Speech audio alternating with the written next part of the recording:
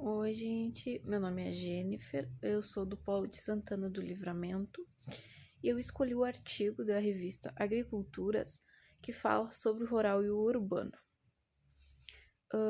Bom, ali fala, relata que depois das grandes migrações que conduziram uma boa parte, da população na zona rural para a zona urbana entre os anos de 1960 e 1970, as metrópoles começaram a crescer bastante. E as pessoas da zona urbana, elas começaram a ver o campo como um lugar para refúgio, um lugar para descansar, para fugir dos problemas da cidade, né? E as pessoas da zona urbana, elas não sabem os processos que são feitos, né? Na zona rural, hoje em dia elas já não sabem, tem muitas pessoas que não têm conhecimento sobre isso, inclusive as crianças, né? A gente vê que as crianças, elas não têm muito conhecimento sobre os processos da agricultura, sobre os processos de plantação. Tem até os professores contam histórias de que as crianças acreditam que o leite é feito, ele é produzido no supermercado, que o arroz ele tem uma fábrica própria que produz o arroz. Tem crianças também, os professores relatando que tem crianças que não conhecem um pé de feijão nem sequer. Então é a falta de vivência, né? A falta de conhecimento para essas crianças de hoje em dia.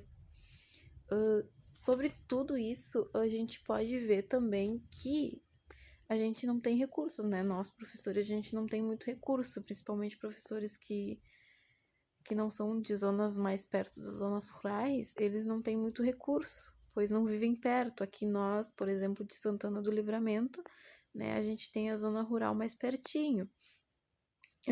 Os outros professores de outros lugares talvez não tenham e não tenham recursos para mostrar para as crianças a verdadeira realidade do campo, tá? E nisso os professores precisam mostrar esse assunto de maneira limitada para as crianças. Então, ali nessa entrevista ela fala sobre a criação do sítio de Saluzinho, tá? Que é uma réplica de uma unidade camponesa que fica no campus da Universidade Federal de Minas Gerais, na cidade de Montes Claros, tá? O sítio foi criado para promover o encontro entre as crianças e o mundo rural, né? Promover as vivências para as crianças de escolas públicas. A maioria dos monitores são voluntários, tá? Eles são agricultores urbanos da cidade. E no sítio, esses camponeses viram praticamente docentes, porque eles passam todos os saberes deles para as crianças nesses momentos, tá? São oficinas com conteúdos específicos, né? Dali do sítio. São oficinas de 30 minutos, tá? Vamos ver o que mais. Vamos contar sobre um pouco do nome do sítio, que é por um homem que se chamava Salustiano Gomes Ferreira, que faleceu em 1990. Ele foi um camponês do norte mineiro, tá? Ele, no tempo da ditadura, ele enfrentou os fazendeiros que queriam tomar sua terra, tá? Em dezembro de 1967, acuado numa gruta por policiais e jagunços, Saluzinho resistiu durante 5 dias. Após isso, entregou-se à polícia militar, foi preso, torturado e passou 4 anos em prisões de Montes Claros e Belo Horizonte. Então foi daí o nome do sítio, tá? Ele foi um camponês do norte mineiro. O sítio, a gente vê o sítio como uma oportunidade de aprendizagem, né? Principalmente para as crianças que não podem ter essas vivências.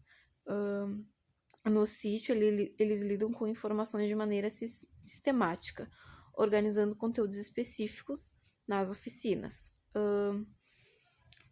Tem também, com isso, o Instituto de Ciências Agrárias, o ICA da Universidade Federal de Minas Gerais.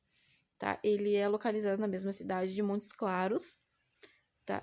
Reúne uma boa parte do ensino e da pesquisa do rural e agrícola da universidade.